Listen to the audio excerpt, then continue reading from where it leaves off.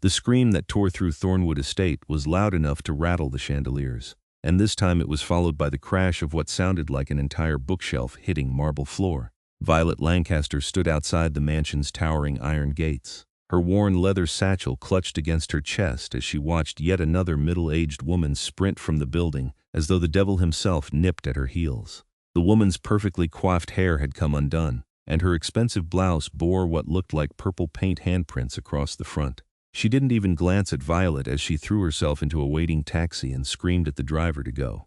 That made 17 tutors in 3 months, if Violet had counted correctly from the online forums where desperate educators shared horror stories about the Thornwood job posting. The pay was extraordinary, almost obscene for a private tutoring position, but apparently no amount of money could convince anyone to last more than a handful of days with Adrian Thornwood's son. Violet took a deep breath and pressed the intercom button. Thornwood residence. The voice that answered was crisp, British, and deeply exhausted. Violet Lancaster, I'm here about the tutoring position. A long pause followed, then, you're aware of the situation? I've read the listing. I'm still interested. Another pause, longer this time. Finally, the gates began to swing open with a low groan of metal on metal. Violet adjusted her satchel and walked up the winding driveway, her practical flats crunching on pristine gravel. The estate sprawled before her like something out of a Gothic novel, all dark stone and towering windows that reflected the overcast sky. Gargoyles perched along the roofline, their stone faces frozen in eternal snarls. The front door opened before she could knock, revealing a thin man in his 60s wearing an impeccable suit. His silver hair was slicked back, and his pale eyes assessed her with the kind of thoroughness usually reserved for museum artifacts. Miss Lancaster, I am Graves, the estate manager. I must tell you in good conscience that this position is not for the faint of heart. I'm not faint of heart, Violet said simply. Graves studied her for another moment, taking in her simple jeans and sweater, her dark hair pulled back in a no-nonsense ponytail, the calm determination in her green eyes. She was 24, fresh from her graduate program in child psychology, and drowning in student debt. She needed this job, but more than that, she was genuinely curious about what kind of child could terrorize so many experienced educators. Very well, follow me. The interior of Thornwood Estate was as impressive as its exterior, all dark wood paneling and expensive artwork. But Violet noticed the details others might miss. The faint scorch marks on one wall, the replaced section of marble flooring that didn't quite match the rest, the way certain vases were clearly bolted to their pedestals. Master Adrian is away on business, Graves explained as they climbed a grand staircase. He travels frequently. His son Alexander is 8 years old. He is exceptionally intelligent, which is part of the problem. He has driven away every educator, nanny, and babysitter we've hired since his mother's death 2 years ago. I'm sorry for their loss, Violet said quietly. Graves nodded stiffly. Master Alexander has not taken it well. He has become increasingly difficult, destructive, and hostile toward any authority figure. Master Adrian is at his wit's end. He loves his son, but he cannot be here all the time, and the boy refuses to attend traditional school after being expelled from 3 separate institutions. They stopped outside a heavy wooden door. From behind it came the sound of something electronic, probably a video game, punctuated by occasional muttered curses that no 8-year-old should know. The previous tutor lasted 4 days, Graves said. That was actually a record. I wish you the best of luck, Miss Lancaster. He knocked once, announced her arrival, and then retreated down the hallway with unseemly haste for a man of his dignity. Violet opened the door. The room beyond was enormous, practically a suite. It had clearly been designed as a child's paradise. Built-in bookshelves, a climbing wall on one side, beanbags, a state-of-the-art computer setup, and enough toys to stock a store. But it looked like a tornado had torn through it. Books were scattered everywhere, several with pages torn out. The walls bore marks from thrown objects. A lamp lay shattered in one corner. In the center of this chaos, sitting cross-legged on the floor with a game controller in his hands, was Alexander Thornwood. He didn't look up when she entered. He was small for his age, with a shock of dark hair that fell into his eyes and pale skin that suggested he didn't see much sunlight. He wore an expensive hoodie and jeans, both of which had seen better days. You can leave now, he said without looking at her. I give you an hour before you're crying.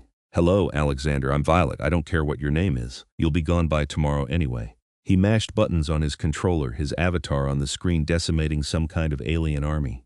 Violet set down her satchel and looked around the room. She picked up a book from the floor, examining its torn cover. Advanced Physics for Young Minds. She raised an eyebrow. You're reading this? Was reading it. It was boring. Really? I thought the chapter on quantum entanglement was fascinating. For the first time, Alexander's fingers stilled on the controller. He glanced at her sideways. You've read it? Last year. Though I admit some of the mathematical proofs went over my head. She set the book down and picked up another one, Medieval Warfare and Strategy. This one's interesting too, it's fine. He turned back to his game, but she noticed his attention wasn't fully on it anymore. Violet continued her circuit of the room, examining the debris like an archaeologist sorting through ruins. She found advanced mathematics textbooks, college-level literature, strategy games designed for adults, and a half-finished chess set made from what looked like hand-carved pieces. "You made these?" She picked up a knight, admiring the detail. Alexander said nothing. "They're beautiful. The craftsmanship is remarkable, especially the way you've captured the horse's expression." "Put it down." "Of course." She set it down carefully and turned to face him fully. "So here's what I think is going to happen. You're going to try to make me quit. You'll probably start with insults and escalate to property damage. Maybe you'll try to trap me somewhere or set up some kind of elaborate prank. You're brilliant, so I'm sure you've come up with something creative." Alexander had paused his game entirely now, staring at her with something that might have been surprise. "But here's the thing," Violet continued, settling herself on a beanbag chair without asking permission. "I don't quit. I don't care if you throw things at me or call me names or destroy every book in this room. I'll be here tomorrow morning at 9, and the morning after that, and the morning after that. So you might as well get used to me." For a long moment, Alexander just stared at her, then his eyes narrowed. "You think you're different from the others. You're not. You're right. I'm not special. I'm just stubborn. My father is paying you too much money. That's the only reason you're here." "Your father is paying me a lot of money," Violet agreed. "Which is good because I have student loans that would make your eyes water. But that's not why I'm staying. I'm staying because I think you're not nearly as terrible as you want everyone to believe. You don't know anything about me. You're right again. So why don't you tell me? Why don't you leave?" Violet shrugged and pulled a book from her satchel. "I've got nowhere else to be. I'll just sit here and read. You can go back to your game." She opened her book, a battered paperback copy of a fantasy novel, and began to read. Or at least, she appeared to read. In reality, she was watching Alexander from the corner of her eye. The boy stared at her for a solid 5 minutes, his game forgotten. She could practically see the gears turning in his head as he tried to figure out her angle, her weakness, the best way to break her. But Violet just kept reading, occasionally turning a page, her expression peaceful. Finally, Alexander threw his controller down. "What are you reading?" "The Shadow Court series. Have you read it?" "No. It's probably stupid. It's about a girl who finds out she's the heir to a vampire kingdom and has to navigate supernatural politics while trying not to get murdered by her enemies." Despite himself, Alexander looked interested. "Vampires?" "Vampires, werewolves, fae, the whole thing. It's pretty good, though the second book drags a bit in the middle. Can I see it?" Violet held out the book. Alexander hesitated, then got up and crossed the room to take it from her. He flipped through the pages, his expression carefully neutral. "You can borrow it if you want," Violet offered. "I don't want to." "Okay." But he didn't give it back. Instead, he settled onto another beanbag chair, still holding the book, and opened it to the first page. They sat in silence for 20 minutes. Both reading, Violet was genuinely absorbed in her own book now, having lost herself in the familiar story. When she finally glanced up, she found Alexander watching her again. "What?" she asked. "Why aren't you trying to teach me anything?" "It's your first day. I figured we should get to know each other first." The others always tried to start immediately. They had lesson plans and schedules and stupid worksheets. "Do you want me to have a lesson plan?" "No, then I won't." Violet checked her watch. "I'm supposed to be here until 3. It's 11 now. Want to get lunch?" Alexander's expression became guarded. "Graves will bring something up, or we could go to the kitchen and make something ourselves. I made a mean grilled cheese in college. Survived on them for 4 years. The kitchen is downstairs." "I know. I have legs." For the first time, something that might have been a smile flickered across Alexander's face. It vanished almost immediately, but Violet caught it. "Fine," he said, standing up, "but only because I'm hungry." The kitchen was enormous and professional grade, clearly designed for a full staff. A woman in her 50s was preparing something at one of the counters. She looked up in surprise when Alexander entered, then her eyes widened when she saw Violet behind him. "Master Alexander, is everything all right?" "We're making lunch," Alexander announced. The cook, who Graves later told Violet was named Martha, looked like she'd been struck by lightning. "You're making lunch? Violet is making grilled cheese. I'm supervising." Violet suppressed a smile. "Would you like one too, Martha? I'm happy to make extra." Martha looked between them, clearly wondering if this was some kind of elaborate prank. "That's very kind of you, dear, but I have work to do. Suit yourself." Violet began gathering ingredients, letting Alexander direct her to where things were kept. He knew the kitchen surprisingly well for a child who probably had everything brought to him on trays. As she cooked, Violet asked casual questions. Nothing too personal, nothing too probing. She asked about his games, about the books scattered in his room, about the chess pieces he'd been carving. Alexander answered reluctantly at first, then with increasing animation. He was passionate about strategy, about puzzles, about creating things with his hands.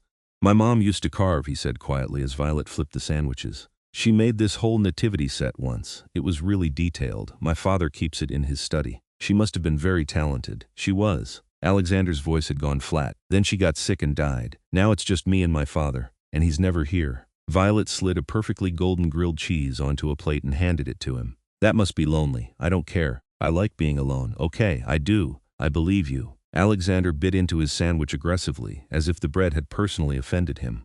But after a moment he said grudgingly, "It's good, thanks." Secret is to butter the bread instead of the pan. They ate in companionable silence. When they finished, Alexander said, "I guess we should go back upstairs now." "Sounds good. Should we clean up first?" Alexander looked at her like she'd suggested they fly to the moon. "Martha does that." "Martha looks busy." "We have hands." "You're weird, I've been told." But Alexander helped her wash the dishes, complaining the entire time about child labor laws. Violet laughed, which seemed to surprise him. By the time they returned to his room, something had shifted in the atmosphere. Not trust, not yet, but maybe the beginning of curiosity. The rest of the day passed without incident.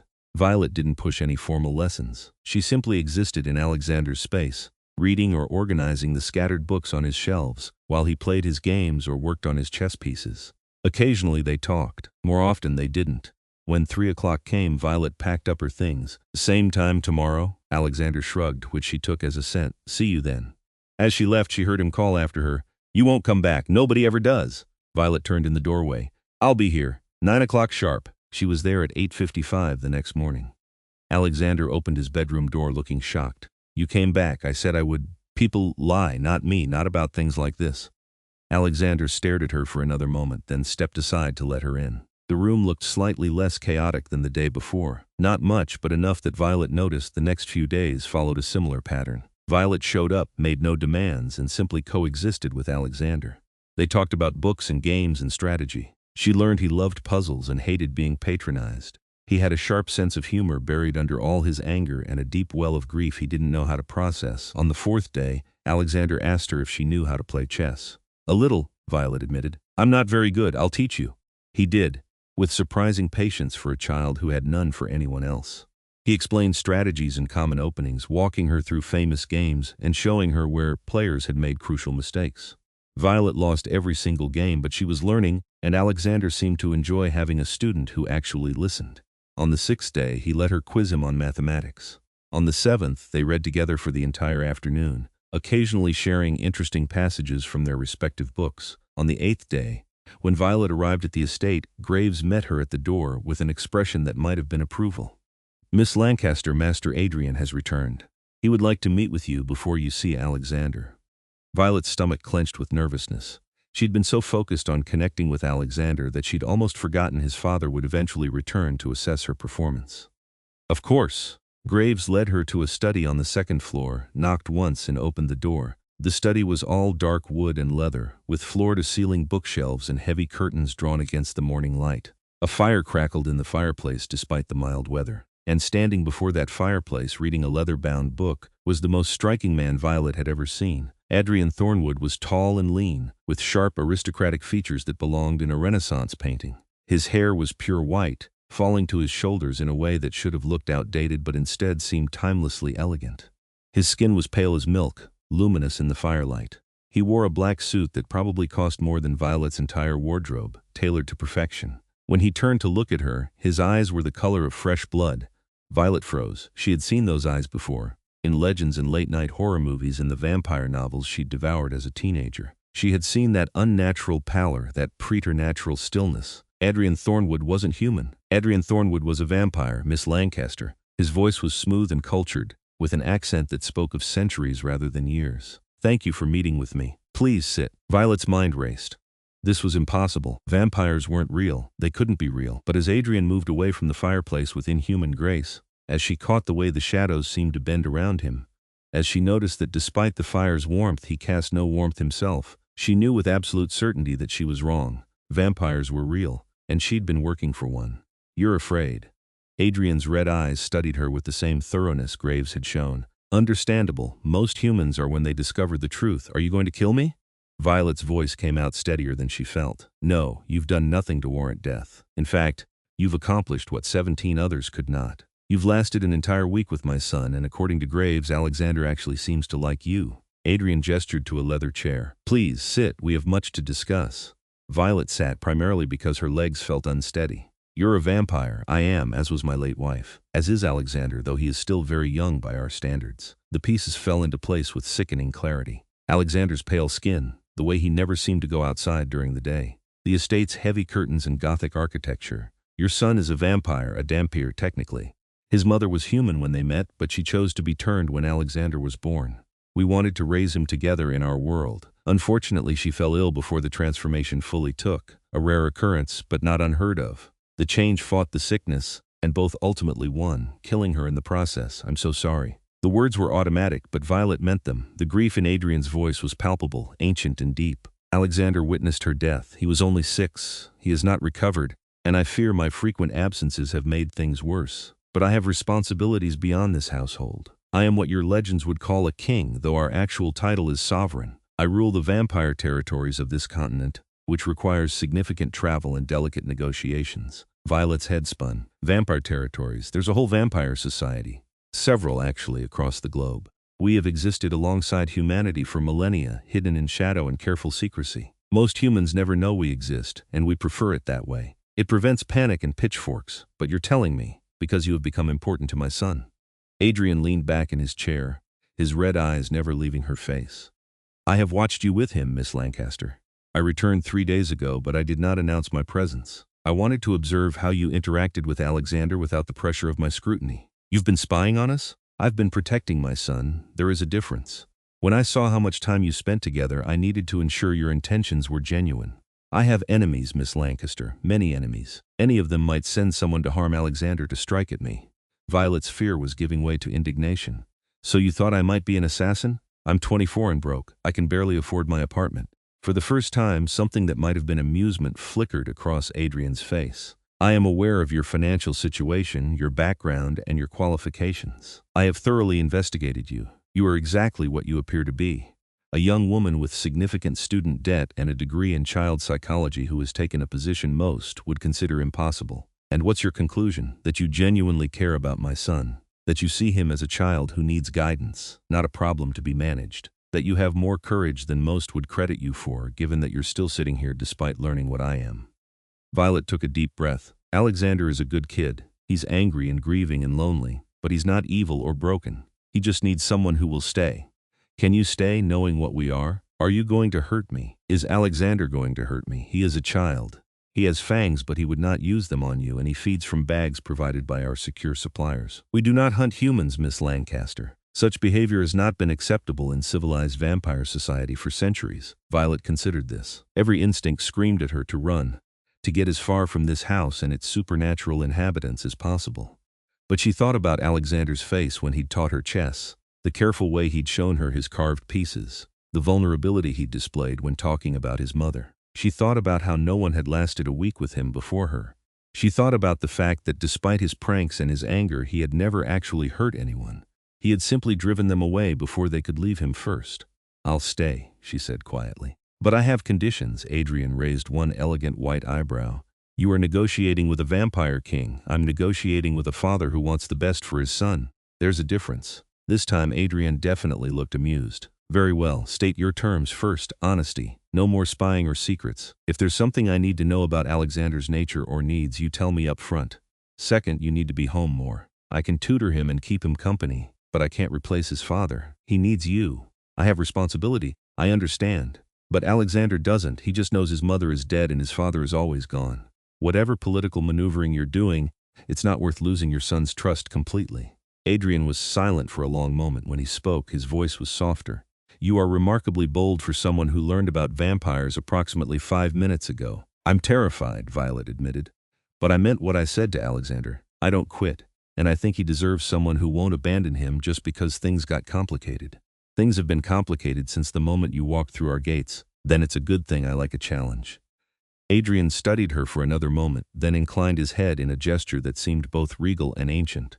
Very well, Miss Lancaster. I accept your terms. I will endeavor to be home more frequently, and I will be forthright about Alexander's needs. In return, I ask that you maintain absolute secrecy about what you have learned. Our survival as a species depends on discretion. Of course, I'm not going to tell anyone I'm working for vampires. They'd think I'd lost my mind.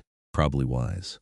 Adrian stood with that same inhuman grace. Now I believe my son is wondering where you are. He has been watching the driveway from his window for the past 10 minutes.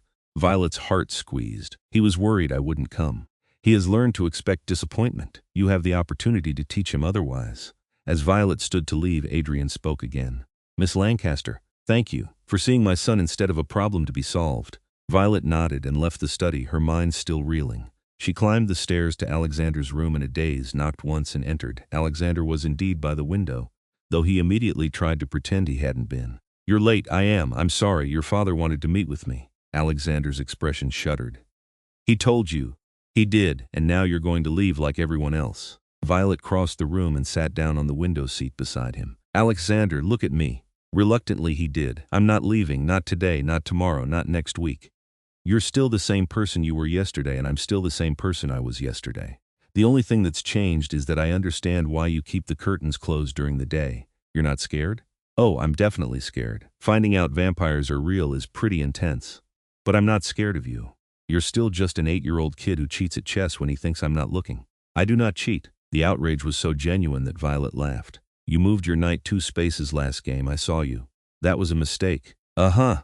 Alexander was quiet for a moment. Then, in a small voice, my mom died because she became like us. She was human like you. She got sick during the change, your father told me. I'm so sorry, Alexander. What if you get sick too? What if everyone who tries to stay with us dies or leaves? Hey!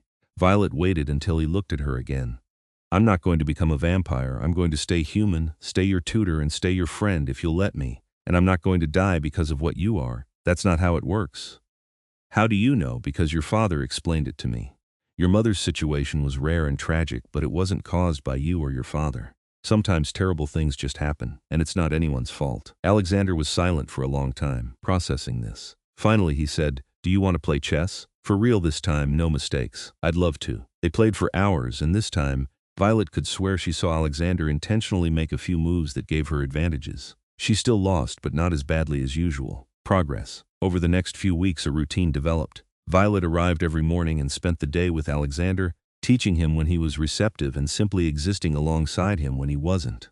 They worked through advanced mathematics and literature, discussed philosophy and history, and spent long hours reading together in comfortable silence. Gradually, the chaos of his room transformed into organized creativity, with books neatly shelved and ongoing art projects given proper space. Adrian kept his promise. He was home more often, though never during daylight hours. Violet would occasionally see him in the evenings when she worked late, a pale ghost moving through the manor's shadows. He always stopped to ask about Alexander's progress, and his obvious love for his son made Violet's heart ache. She also began to notice other things about Adrian Thornwood. The way he moved with predatory grace that should have been terrifying but was oddly mesmerizing. The cultured intelligence in his ancient eyes. The dry humor that occasionally surfaced in his formal manner of speaking. The protective way he watched over his son, this centuries old, being reduced to an anxious father worried about his child's well-being. It was dangerous, she knew, to find a vampire attractive. But Violet had never been particularly good at doing the safe thing. One evening, about a month into her employment, Violet was helping Alexander with a particularly complex physics problem when Adrian entered the room. Both of them looked up in surprise. Adrian rarely interrupted their lessons. Forgive the intrusion, Adrian said, his red eyes flicking between them. Alexander, there is a situation I must attend to. I will be gone for several days, perhaps a week. I wanted to tell you in person rather than leaving a note. Alexander's expression closed off immediately. Fine, Alexander, I said. Fine, go do your vampire king stuff. I don't care. The hurt that flashed across Adrian's face was visceral. Violet stood up. Alexander, your father is trying to be considerate by telling you himself. That deserves better than sarcasm. Why, he's leaving anyway. He has responsibilities, you know this. Everyone keeps saying that. Everyone has responsibilities except to me. Adrian moved into the room, kneeling down to be at eye level with his son despite the fact that it ruined his expensive suit. Alexander, you are my primary responsibility. Everything I do is to protect you and create a safer world for you to grow up in. But I cannot do that while remaining here every moment. I need you to trust that I will always come back. Mom said she'd always be here. She left. Your mother did not choose to leave. She fought to stay with every bit of strength she possessed, and I choose to return to you every single time I depart. That is my promise to you, and I have never broken it." Alexander's eyes were bright with unshed tears. "You're still leaving." "I am. But Violet will be here, and Graves and Martha." "You are not alone, my son." "Yes, I am. I'm always alone." The words hung in the air like a condemnation. Adrian looked stricken, and Violet's heart broke for both of them. Without thinking, she spoke up. "What if I stayed here while Adrian is gone? Not just during the day, but at night too. The estate is certainly big enough for a guest room." Both vampires turned to stare at her. "You would do that?" Alexander asked, his voice small. "Of course, if it's all right with your father." Adrian stood slowly, his expression unreadable. "You would reside here in a house full of vampires, surrounded by things that could kill you with ease. I trust that you wouldn't let anything happen to me. And I think Alexander would feel better knowing someone's here at night." "I'm not scared of the dark," Alexander protested automatically, but his eyes were hopeful. Adrian studied Violet for a long moment. She met his gaze steadily, refusing to back down. Finally, he nodded. "Very well. Graves will prepare a guest suite for you. Miss Lancaster, might I have a word with you privately?" Violet followed him into the hallway, her heart pounding. Once the door closed behind them, Adrian turned to her with an intensity that made her breath catch. "You do not have to do this," he said quietly. "Your employment does not require you to live here, I know. But I think it would help, Alexander. And you are not concerned for your safety, should I be?" Adrian's red eyes searched her face. "No, I would never allow harm to come to you. You have become precious to my son, which makes you precious to me as well." The way he said precious made something flutter in Violet's chest. She pushed the feeling away. "Then there's no problem, Violet." It was the first time he'd used her given name, and the sound of it in his ancient voice did strange things to her pulse. "Why are you really doing this?" "Because Alexander is lonely and he's finally starting to trust me. I don't want to undo that progress by leaving him alone at night in this big house." And Violet hesitated, then admitted, "And because I think you carry enough guilt about your absences without adding more. If I'm here, maybe you can focus on whatever vampire politics you need to handle without worrying about Alexander destroying the house or hurting himself to get your attention." Adrian was silent for a long moment. Then, so quietly she almost didn't hear it, "You are a remarkable woman, Violet Lancaster." "I'm really not. I just care about your son. That alone makes you remarkable. Very few have bothered to try." Before Violet could respond, Adrian stepped back, the vulnerable moment passing as quickly as it had come.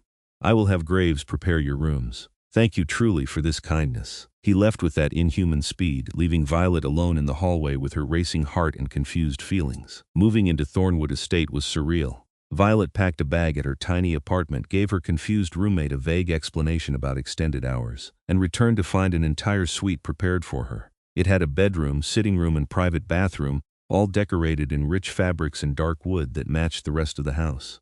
Heavy curtains covered the windows, which Violet found herself grateful for. If she was living in a vampire's home, she might as well embrace the aesthetic. Adrian left that night after saying goodbye to Alexander. The farewell was stiff and formal, both of them maintaining careful distance, neither knowing how to bridge the gap between them. Violet watched and ached for both of them. That first night alone with Alexander, Violet made dinner in the enormous kitchen while he sat on the counter and critiqued her cooking. Martha had the evening off, so it was just the two of them and Graves, who wandered in occasionally to ensure nothing was burning. "You're putting too much garlic in," Alexander observed. "There's no such thing as too much garlic. You're going to regret that." He was right. The pasta was nearly inedible with garlic, but they ate it anyway, laughing at Violet's culinary disaster, and it felt achingly normal. Later, when Alexander was supposed to be going to bed, he appeared in the doorway of Violet's suite wearing Batman pajamas. "Can't sleep?" Violet asked, looking up from her book. "The house is weird at night. Want to hang out in here for a bit?" Alexander nodded and climbed onto the couch beside her, maintaining careful distance. They sat in comfortable silence, Violet reading while Alexander stared at nothing in particular. "My mom used to read to me," he said eventually. "Every night, different voices for all the characters." "What kind of stories?" "Everything. Fantasy, adventure, mystery. She said stories were important because they taught us how to be human, even if we weren't fully human ourselves." She sounds wise. She was. Alexander was quiet for another moment. "Will you read to me? Just for tonight?" Violet's throat tightened. Of course, she read until Alexander fell asleep on the couch, his small body finally relaxed in true rest. She thought about waking him and sending him to bed, but he looked so peaceful that she couldn't bear to disturb him. Instead, she found a blanket and tucked it around him, then settled back with her book. This was how Graves found them in the morning. Violet asleep in her chair, Alexander curled up on the couch, both of them still breathing in the steady rhythm of deep sleep. The days while Adrian was gone fell into a new pattern. Violet and Alexander worked on lessons in the morning, explored the estate's extensive grounds in the evening when the sun was low, and spent nights reading or playing games or simply talking. Alexander opened up more without his father's complicated presence, talking about his mother's death, his fear of being alone, his anger at the world for taking her away. Violet listened and validated and gently challenged him when needed. She saw the brilliant, sensitive, terrified child beneath the destructive behavior. And slowly, surely, that child began to trust her. On the fifth night, Violet woke to find Alexander standing in her doorway again, but this time he was shaking. "Nightmare?" she asked gently. He nodded. "Come here." Alexander crossed the room and climbed into bed beside her without hesitation. Violet wrapped her arms around him, and he buried his face in her shoulder and sobbed. She held him through it all, murmuring comfort, letting him purge the grief and fear he'd been holding inside for 2 years. When he finally calmed, he whispered, "Thank you for staying." "Always," Violet promised, and meant it with her whole heart. Adrian returned on the 7th day, arriving just after sunset. Violet and Alexander were in the library, working their way through a collection of first-edition fantasy novels when Graves announced his arrival. Alexander's entire body tensed, and Violet squeezed his hand. "Go see your father. Tell him about the fort we built in the East Garden. Will you come too?" "In a minute. I think he'd like to see you first." Alexander left reluctantly, and Violet took a moment to collect herself. She hadn't realized how much she'd been thinking about Adrian during his absence, wondering if he was safe, hoping the vampire politics hadn't put him in danger. It was foolish to worry about a centuries-old vampire king, but she couldn't seem to help it. When she finally made her way to Adrian's study, she found father and son sitting together, not touching but closer than they'd been before. Alexander was describing their week in animated detail, and Adrian was listening, with an expression of such profound love that Violet felt like an intruder on an intimate moment. She started to back away, but Adrian's red eyes found her. "Miss Lancaster, please join us." Violet entered, settling into a chair across from them. "How was your trip?" "Productive, though tedious. There were territorial disputes to resolve and old grudges to mediate. Nothing worth recounting in detail." Adrian's gaze hadn't left her face. "How was Alexander?" "He was wonderful. We had a good week." "She makes terrible pasta," Alexander interjected, "but she reads really good stories." Something flickered in Adrian's expression. "Does she?" "Every night. Different voices and everything, like Mom used to do." Violet saw Adrian's hands tighten on the arms of his chair, his only outward sign of emotion. "I see. Is that okay?" Alexander asked, suddenly uncertain. "That she reads like Mom did?" "More than okay." Adrian's voice had gone rough. "Your mother would be glad someone is continuing the tradition." They talked for a while longer before Graves appeared to remind Alexander it was time for bed. The boy hugged Violet goodnight, then surprised everyone by briefly hugging his father too. It was awkward and quick, but it was something. Progress. After Alexander left, Violet stood to follow, but Adrian stopped her. "Violet, wait." She turned back. "Graves tells me you stayed with Alexander every evening, that you comforted him through nightmares and read to him and made him feel safe." Adrian rose from his chair with that predatory grace. "I cannot adequately express my gratitude. You don't have to thank me. I care about him. I know you do. I can see it in every action, every word." Adrian moved closer, and Violet's breath caught. He was tall enough that she had to tilt her head back to meet his eyes. "But you have given my son something I feared he had lost forever, the ability to trust again. That is no small gift." "He just needed someone to stay," Violet said quietly. "And you did. You stayed when it was inconvenient, when it disrupted your life, when you could have walked away at any point." "Why?" Violet considered the question. Why had she stayed? For the money? That had certainly been the initial draw, but it wasn't the reason anymore. For Alexander? Absolutely. But that wasn't the complete truth either. There was something else, something she'd been trying not to examine too closely. "Because you both needed someone," she finally said. "And maybe I needed to be needed." Adrian studied her face with an intensity that made her feel exposed. "You are a puzzle, Violet Lancaster. You fear me. I can hear your heartbeat quicken when I am near, yet you do not run. You know what I am, what I could do, yet you remain. Why? Should I be afraid of you? Most would say yes. Are you going to hurt me? Never.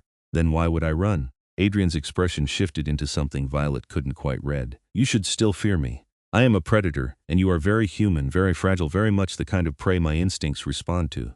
Violet's heart was racing now, but not entirely from fear. "Are you trying to scare me away?" "I am trying to be honest. I am trying to give you the opportunity to leave before things become complicated." "Complicated how?" Adrian was close enough now that Violet could see the inhuman perfection of his features, the way his white hair caught the firelight, the ancient intelligence in those red eyes. Complicated in the way that I find myself thinking about you when I should be focused on politics. Complicated in the way that I returned early from my trip because I wanted to see you again. Complicated in the way that watching you care for my son has awakened feelings I thought buried with my wife. Violet's breath stopped. Adrian, you should go, he said quietly, stepping back, before I do something we both regret. But Violet didn't move. What if I don't want to go? Violet, you do not understand what you are saying. I am not human. I will never be human. Any connection between us is doomed to complication and heartache. Maybe, Violet agreed. Or maybe it's worth the risk. I could hurt you without meaning to. My strength, my nature, you won't. You're the most controlled person I've ever met. You have known me for mere weeks. You cannot possibly, Adrian. Violet stepped forward, closing the distance he'd created. Stop trying to protect me from yourself. I'm a grown woman. I can make my own decisions about what risks I'm willing to take. Adrian looked at her for a long moment, something like wonder crossing his features. Then, very slowly, he raised one pale hand and brushed his fingers against her cheek. His touch was cool but not unpleasant, gentle as a whisper. You are either very brave or very foolish, he murmured, probably both. I have not felt this way since my wife died. I did not think I could feel this way again. How do you feel? Adrian's thumb traced her jawline with devastating tenderness. Like I am falling, and I do not know if there is solid ground below or merely darkness. I'm falling too, Violet admitted. And I'm terrified, but I'm not running. You should, I won't. Adrian made a sound that might have been a laugh or a sigh. Stubborn woman, stubborn vampire. This is madness, probably. And then Adrian was kissing her, or maybe she was kissing him. Or maybe they met somewhere in the middle. His lips were cool against hers but soft, achingly gentle, as if he was afraid she would shatter. Violet's hands found his shoulders, feeling the inhuman strength beneath the expensive fabric, and she pressed closer. The kiss deepened, and Violet tasted something ancient and powerful and completely inhuman. She should have been terrified. Instead, she felt safe, desired, cherished in a way she'd never experienced before. When they finally broke apart, both breathless despite Adrian's lack of need for air, Violet found herself smiling. That was probably a terrible idea, she said. Undoubtedly. Adrian's thumb was still tracing patterns on her skin. Are you going to tell me all the reasons why this can't work? I have a list prepared in my head. Can I hear it? You are human and mortal. I am vampire and immortal. You will age and I will not. You deserve a normal life with someone who can give you sunlit days and simple happiness. I am a king with enemies who would not hesitate to use you against me.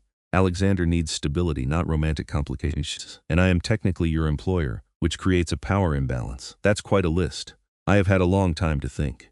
Violet considered his words, then said, Counter-arguments, I don't want a normal life, or I wouldn't have taken this job. I've never cared about sunlit days. I'm a night owl anyway. Your enemies are already a risk just by me working here. Alexander seems to want us both in his life, and kids are more resilient than adults give them credit for. And I can quit the job if the employer thing bothers you, though I'd prefer not to since I love working with Alexander. You have an answer for everything. I'm very stubborn, remember? Adrian smiled, a real smile that transformed his face from beautiful to breathtaking. How could I forget? He grew serious again. Violet, I need you to understand what you would be accepting. A relationship with me would not be simple. There are protocols in vampire society, rules about humans who know our secrets. If we pursue this, you would be under my protection, which would mark you as mine to every vampire who might encounter you. That comes with both safety and danger. What kind of danger? My enemies might target you. Other vampires might challenge my claim. The council might question my judgment. It would be complicated and occasionally treacherous. But you would protect me, with my life and every resource at my command. Then I'm not afraid. Adrian pulled her close, wrapping his arms around her with careful strength. Violet rested her head against his chest, listening to the slow, sluggish beat of his heart. It wasn't human, but it was real, and it was his. You are extraordinary, Adrian murmured into her hair. And I am terrified of losing you the way I lost her. I'm not going anywhere. I'm stubborn, remember? So you keep reminding me. They stood like that for a long time, holding each other in the firelit study while the night deepened around them. Eventually, Violet reluctantly pulled away. I should probably sleep. Some of us still need that. Of course. Adrian caught her hand before she could leave. Violet, thank you. For everything, for my son, for this, for staying. Always, Violet said, and meant it. The next few weeks were a careful dance of new boundaries and deepening connection. During the day, Violet remained focused on Alexander, maintaining their routine and continuing his education. But in the evenings, after the boy went to bed, she and Adrian would find each other. Sometimes they talked for hours in his study, discussing philosophy and history and the strange parallels between their wildly different lives. Sometimes they simply sat together, reading in companionable silence. And sometimes Adrian would pull her close and kiss her, like she was something precious and rare. And Violet would forget that he was a vampire king and she was just a human tutor. And everything between them was impossibly complicated. Alexander, perceptive child that he was, noticed the change in atmosphere. At first he was suspicious, watching them with narrowed eyes, clearly trying to determine if this new development was a threat. But when he realized that Violet wasn't leaving and his father was home more often and both of them seemed genuinely happy, he began to relax. One evening, about 2 months into Violet's employment, the three of them were having dinner together, or rather, Violet and Alexander were eating while Adrian kept them company, since he'd fed earlier. Alexander was telling an elaborate story about a video game quest when he suddenly stopped mid-sentence and looked between them. "Are you two together now? Like romantically?" Violet nearly choked on her pasta. Adrian, to his credit, remained composed. "Would that bother you?" Alexander considered this seriously. "Is Violet going to stay?" "I'm not going anywhere," Violet assured him. "Are you going to get married and weird?" "We've only been seeing each other for a few weeks," Adrian said dryly. "Marriage is somewhat premature, but eventually." "Alexander, I cannot predict the future, but you want to, right? Stay together eventually." Adrian glanced at Violet, something vulnerable in his ancient eyes. "I would like that very much." "Me too," Violet said softly. Alexander nodded, apparently satisfied. "Okay then, but no gross stuff in front of me." "Agreed," both adults said in unison. "And Violet still has to tutor me. I don't want a different teacher just because you're dating." "I'll still be your teacher," Violet promised. "And we're still going to read at night?" "Every night you want to." "Okay." Alexander went back to his pasta. "This is way better than your first attempt, by the way. You're getting better at cooking." "High praise indeed," Adrian murmured, and Violet kicked him under the table. Life settled into a new normal that felt achingly right. Violet moved into Thornwood Estate permanently, giving up her apartment to save money and be closer to the people who had become her family. Her roommate thought she was crazy, but Violet had never felt saner. Adrian's political obligations still took him away occasionally, but he was home far more than before, and when he had to leave, Violet and Alexander maintained their routine. The boy continued to blossom under consistent care and attention, his destructive behavior transforming into creative energy. He wrote stories and built intricate models and absorbed knowledge like a sponge. He was still prone to moodiness and occasional tantrums, but those were normal for any 8-year-old human or vampire. Violet met more of Adrian's world as time passed. Graves and Martha, who had been wary of her at first, became warm and protective. She learned that Martha was actually a distant vampire relative who preferred cooking to politics. And Graves had been with Adrian's family for over 2 centuries. She met other vampires who visited the estate on business, all of them pale and beautiful and ancient, and learned to navigate their complex social hierarchies. She also learned more about vampire culture and history. Adrian was patient with her questions, explaining their laws and customs, their relationship with humans throughout history, the careful balance they maintained to remain hidden. It was fascinating and sometimes frightening, but never boring. One thing troubled her, though Adrian had still not taken her to meet the council, the governing body of Vampire Society.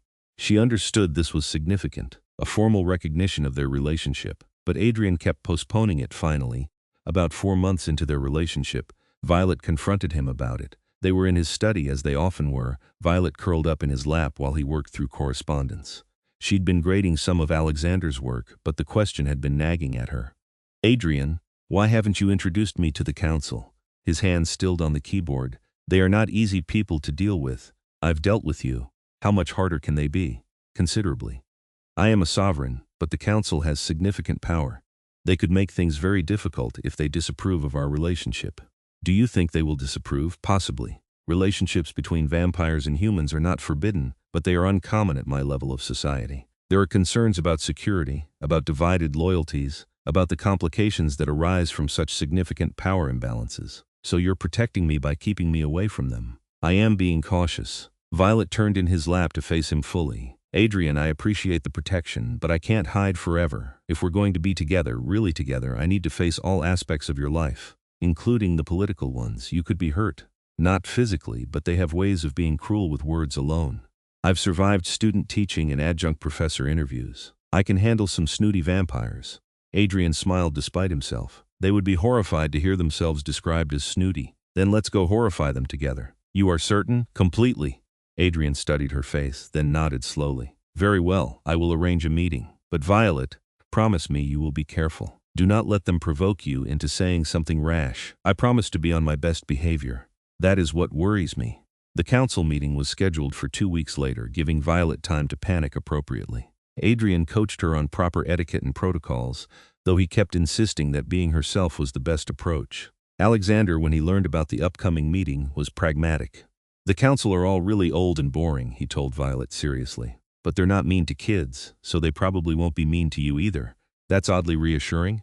Just don't let them see that you're nervous. Vampires are like dogs, they can smell fear." "Alexander, we are nothing like dogs," Adrian said with exasperation. "You have enhanced senses and pack hierarchies, it's similar. We are not having this debate again." The night of the meeting, Violet dressed carefully in a simple black dress that Adrian had commissioned for her. It was elegant without being ostentatious, appropriate for meeting vampire royalty. Adrian himself was resplendent in a formal suit that probably cost more than Violet's entire graduate program, his white hair pulled back to reveal the sharp perfection of his features. "You look beautiful," he told her, kissing her gently. "And brave, and possibly insane for agreeing to this. All accurate assessments." They left Alexander with Graves and Martha, both of whom had given Violet encouraging words before they departed. The council met in a building deep beneath the city, accessed through a series of tunnels that Violet never would have found on her own. As they descended, the temperature dropped and the air grew still, heavy with the weight of centuries. The council chamber was exactly what Violet had expected. All stone and shadow, with torches providing flickering light that cast dramatic shadows across carved walls. 7 thrones sat in a semicircle, each occupied by a vampire who radiated power and age. They were all pale, all beautiful, all utterly inhuman in their stillness. Adrian led her to the center of the chamber, his hand steady on her back. "Honored council, I present Violet Lancaster, my partner and the tutor to my son." One of the council members, a woman with white hair that fell to her waist and eyes like frozen blood, spoke first. "Adrian Thornwood, you bring a human before us without warning or preparation. This is highly irregular." "Forgive the breach of protocol, Councillor Seraphine," Adrian said smoothly, "but I wanted you to meet the woman who has transformed my son's life and stolen my long-dormant heart." Violet tried not to react to the romantic declaration, focusing instead on meeting each council member's gaze steadily. She would not show fear, no matter how terrifying they were. Another council member, a man who looked barely older than Alexander but radiated ancient power, leaned forward. "A human tutor, how quaint. Tell me, Miss Lancaster, what makes you qualified to educate a vampire child?" "The same thing that makes me qualified to educate any child," Violet replied calmly. "Patience, dedication, and a genuine desire to help him learn and grow. And you are not concerned about the danger. A vampire child could easily harm you. Alexander would never hurt me. He's not a monster, he's a little boy who lost his mother and needed someone to stay." "And you stayed," Seraphine observed. "Why? The money. Initially, yes. But I stayed because I grew to care about him. And about his father." "How convenient that you grew to care about one of the most powerful vampires in existence." Violet felt anger flare but kept her voice level. "I fell in love with a man who reads bedtime stories to his son and worries constantly about being a good father. The fact that he's also a sovereign is secondary." The council members exchanged glances. A third vampire, this one with scars that looked ancient, spoke up. "You claim to love him, but you are human and mortal. What happens when you age and he does not? When you become weak and he remains strong? When death claims you and he continues on?" It was the question Violet had asked herself 100 times in the dark of night. "I don't know," she admitted. "Maybe it will be painful. Maybe watching me age will hurt him. But I would rather have whatever time we can share than avoid connection because it might end in grief." "Pretty words," Seraphine said coldly, "but naive. You do not understand what you are asking of him. To love a mortal is to choose eventual heartbreak. He's already experienced that heartbreak once," Violet shot back. "He loved his wife, who was human before she turned, and he lost her to illness. Should he spend the rest of eternity alone because loving someone might hurt? Should Alexander grow up without seeing his father experience joy or connection? That seems like a waste of immortality to me." "You dare lecture us?" Seraphine's voice had gone dangerous. "I dare tell the truth as I see it. You asked why I'm with Adrian. It's because he's kind and intelligent and loves his son more than anything. It's because when I'm with him I feel safer than I've ever felt in my life. It's because he looks at me like I matter, like I'm precious, like I'm worth protecting. And yes, it's because I'm human and mortal and stupid enough to fall in love with someone who will outlive me by centuries. But I can't regret it, and I won't apologize for it." Silence filled the chamber. Violet's heart was pounding, and she was fairly certain she'd just destroyed any chance of the council approving their relationship. Adrian's hand had tightened on her back, whether in warning or support she couldn't tell. Finally, the scarred vampire spoke again. "Adrian, you have chosen well. This human has spine. Seraphine did not look convinced. Spine alone does not make her suitable. There are protocols, concerns, security issues, all of which I will address. Adrian interjected smoothly. Violet will be under my protection at all times. She will receive training in vampire customs and politics. She will be warded against any who might seek to use her against me. I have thought through the complications, and I am committed to navigating them. And when she dies, Seraphine pressed. When mortality claims her and you are left grieving again. Then I will grieve, Adrian said quietly. But I will do so having known love twice in my long existence, which is more than many can claim. I will not choose isolation over connection simply because connection is temporary. The council members conferred among themselves in a language Violet didn't recognize. She stood straight, trying to project confidence she didn't entirely feel. Adrian's presence beside her was solid and reassuring. Finally, Seraphine spoke again. Very well. The council acknowledges your relationship with the human Violet Lancaster. She will be marked as under your protection and given the rights and privileges that entails. But know this, Adrian Thornwood. If she betrays us, if she reveals our existence to the human world, if she brings danger to our kind in any way, the consequences will fall on you both. Understood, Adrian said formally, and accepted. The council dismissed them with a wave, and Adrian led Violet back through the tunnels. Neither of them spoke until they were back in his car, safely away from ancient eyes and ears. Well, Violet said finally. That was terrifying. Adrian looked at her, and to her surprise, he was smiling. You were magnificent. I don't think anyone has spoken to Seraphine that way in centuries. I probably made an enemy for life, possibly. But you also earned respect, which is far more valuable in our world. He reached over and took her hand. Thank you for standing beside me, for defending us, for being brave when you had every reason to run. I told you I don't run, so you did. They drove home in comfortable silence, Violet processing everything that had happened. She'd been formally recognized by Vampire Society as Adrian's partner. It should have felt surreal, but instead it felt right. Like pieces finally clicking into place. When they arrived home, Alexander was waiting up despite Graves' attempts to put him to bed. He took one look at their faces and grinned. You survived, barely, Violet said, collapsing onto the couch. They're even scarier than you said. Did Counselor Seraphine try to intimidate you? Very much so. What did you do? I told her the truth, that I love your father and I'm not going anywhere. Alexander climbed onto the couch beside her. Good, because you're family now. We don't let family leave. Violet felt tears prick her eyes. She pulled the boy close and Adrian settled on her other side, and for a moment they were a perfect unit. Strange and complicated and utterly unconventional, but family nonetheless. Life continued its careful rhythm. Violet's relationship with Adrian deepened into something steady and real. They had their challenges navigating immortality versus mortality, vampire politics, Adrian's responsibilities as sovereign, but they faced them together. Violet learned to move through Adrian's world with growing confidence, attending vampire social functions and handling the inevitable gossip about the human who had captured the sovereign's heart. Alexander continued to thrive, his behavior transforming completely from the wild, destructive child who had terrorized 17 tutors. He was still precocious and occasionally difficult, but now his energy was channeled into learning and creating rather than destruction. He'd started writing his own stories, intricate fantasy epics that showed remarkable sophistication for an 8-year-old. One evening, about 8 months into Violet's time at Thornwood Estate, Adrian asked her to join him in his study. She found him standing by the window, silhouetted against the night sky, his white hair catching the moonlight. Is everything okay? Violet asked, sensing his unusual mood. Adrian turned to her, and in his hand was a small velvet box. Violet's breath caught. I have lived for over 5 centuries, Adrian said quietly. I have seen empires rise and fall, witnessed countless generations of humans live and die, accumulated wealth and power and influence. But I have only truly lived twice, once with my late wife and now with you. Adrian, let me finish. He crossed to her, taking her hands in his. I know what the practical objections are. You are young, we have only been together for months. There are countless complications ahead.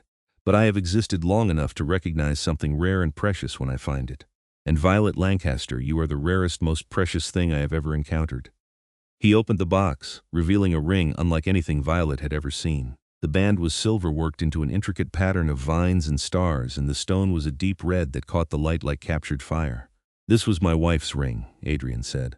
She made me promise that when I found love again, if I ever did, I would give it to someone worthy of it. Someone kind and brave and strong enough to handle our world. Someone who would love Alexander as their own. Someone who would stay. Tears were streaming down Violet's face now. Adrian, I don't know what to say. Say yes. Say you will marry me, knowing all the complications that entails. Say you will be my partner, Alexander's mother figure, and the lady of this house for however many years mortality grants us. Say you will let me love you for the rest of your life and grieve you for the rest of mine. That's the worst proposal ever, Violet said through her tears. You're literally planning for my death. I am being realistic, but I am also choosing hope. I am choosing whatever time we have together over the safety of isolation. So please, Violet, will you marry me? Yes, the word came out as a sob. Yes, of course, yes, you ridiculous vampire. Adrian slipped the ring onto her finger and it fit perfectly as if it had been made for her. Then he pulled her close and kissed her with a desperation that betrayed the careful control he always maintained. Violet kissed him back, pouring every ounce of love and certainty and commitment into it. When they finally broke apart, Adrian rested his forehead against hers. I promise to make you happy. For however long we have, you already make me happy every day. They stood like that for a long moment, just holding each other. Then Alexander's voice came from the doorway. So are you getting married or what? They broke apart to find the boy standing there in his pajamas, trying to look casual and failing miserably. Were you eavesdropping? Adrian asked. Obviously. I wanted to know if Violet said yes. Alexander looked at her hopefully. Did you? I did good. I already told Graves and Martha to start planning a wedding. They're very excited. You were confident in my answer, Adrian said dryly. She loves us. Why would she say no? Alexander crossed the room and hugged Violet tightly. Does this mean you're going to officially be my mom? Violet's throat tightened. If that's okay with you. I would never try to replace your mother, but you're not replacing her, you're being you, and I need a mom who's here. Alexander looked up at her seriously. Is that okay? More than okay. Cool. Can we have cake to celebrate? It's midnight, Adrian pointed out. So? Violet's getting married. That deserves cake. They ended up in the kitchen, all three of them plus Graves and Martha, eating leftover chocolate cake at midnight and celebrating the strange, wonderful family they'd become. Violet looked around at these people, a centuries-old vampire king, his half-vampire son, and two ancient servants, and marveled at how thoroughly her life had changed. She'd answered a tutoring ad expecting a difficult job and good money.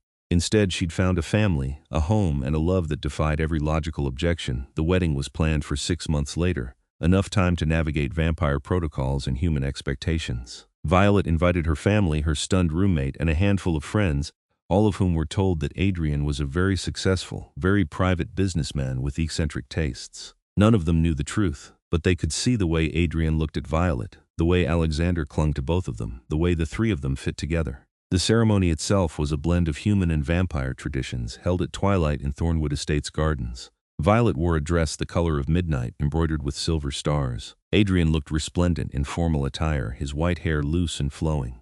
Alexander was the ring-bearer, taking his duties very seriously. When they exchanged vows, Violet promised to love Adrian for all her mortal days and beyond if such things were possible. Adrian promised to cherish every moment they had and carry her memory forever when she was gone.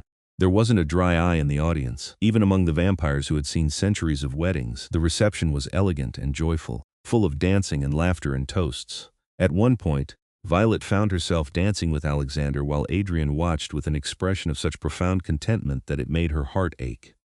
Are you happy? Alexander asked. Happier than I've ever been. Good, because you're stuck with us now. Lucky me. Late in the evening, after most guests had left and only the vampire crowd remained, Seraphine approached Violet. The ancient vampire studied her for a long moment, then said grudgingly, You have done well, human. The boy is thriving, Adrian is happy, and you have not brought shame to our kind. Perhaps I misjudged you. Was that almost a compliment? Violet asked, emboldened by champagne and joy. Do not become accustomed to it.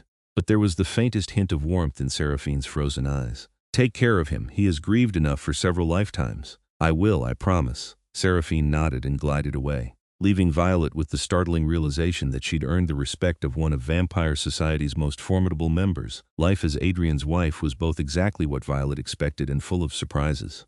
She continued tutoring Alexander, watching him grow and develop into a confident, creative young person. She navigated vampire politics with Adrian's patient guidance, learning to hold her own in a world of immortals and power plays. She made friends among other vampires, particularly those who had human partners and understood the unique challenges that came with such relationships. She and Adrian traveled when his duties required it, and Violet got to see parts of the world she'd only dreamed of. She met vampires in every corner of the globe, each with their own customs and quirks. She learned their histories and contributed her own perspective, becoming known as the human who could bridge two worlds. Most importantly, she was happy, deliriously, impossibly happy in a way she'd never imagined possible. The question of mortality hung over them always, acknowledged but not dwelled upon. Adrian made it clear that he would never pressure her to turn, that the choice must always be entirely hers. Violet appreciated this, though she wasn't sure what she would choose when the time came.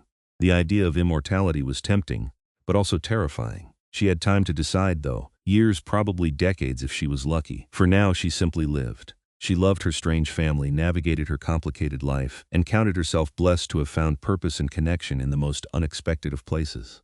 2 years after their wedding, on the anniversary of Violet's first day at Thornwood Estate, Adrian gave her a gift, a leather-bound book with her name embossed on the cover. When she opened it, she found it full of photographs and mementos from their time together. Pictures of her with Alexander, of their wedding, of quiet moments and grand adventures. Written in Adrian's elegant script were notes and observations, memories captured in flowing prose. "So you'll remember," Adrian said softly. "When age begins to take your memories, when the years grow heavy, you'll have this to remind you of what we built together." Violet turned to the last page and found it blank except for a single sentence.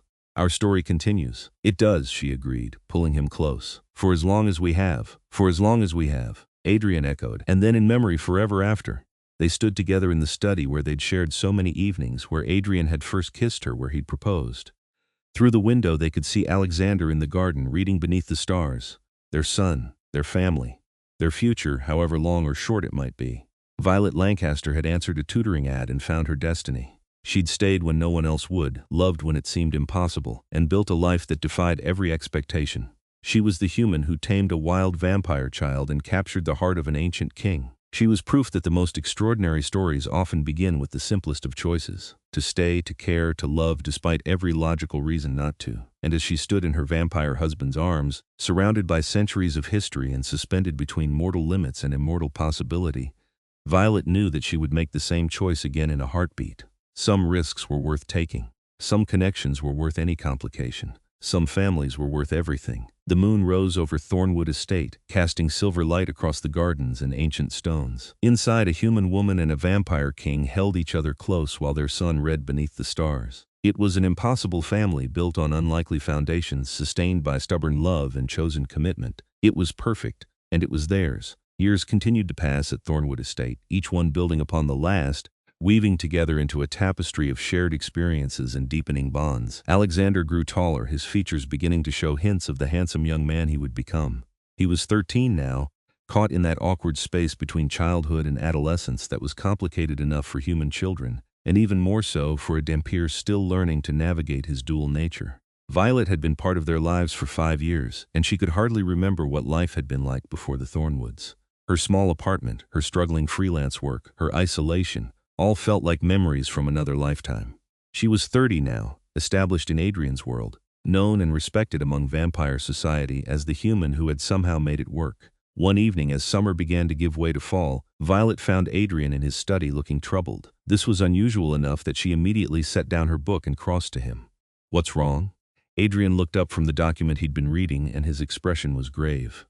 "There's been a challenge to my sovereignty. A vampire named Constantine Dracul, one of the European Old Guard, has formally contested my right to rule this territory." Violet's stomach dropped. She'd learned enough about vampire politics to know what this meant. A challenge as in formal combat. To the death or submission.